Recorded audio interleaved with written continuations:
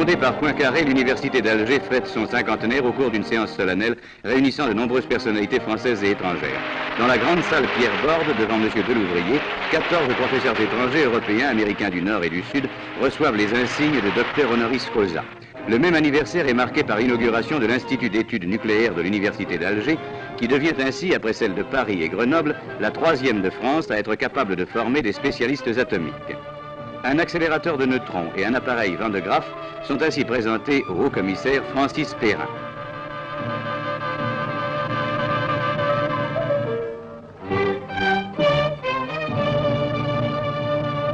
Un magnifique exemple de foi dans l'avenir apporté par 6000 étudiants et leurs maîtres qui ont aujourd'hui à leur disposition des moyens de recherche et de travail à la mesure des temps modernes.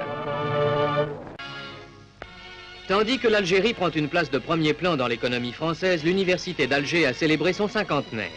Messieurs Delouvrier et Francis Perrin ont, en cette occasion, inauguré le centre de recherche destiné à la formation des techniciens de physique nucléaire.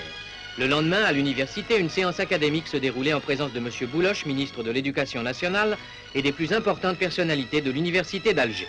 Au cours de cette cérémonie qui a marqué l'œuvre accomplie par l'université depuis sa création, de nombreux professeurs de facultés étrangères ont reçu le diplôme de docteur honoris causa.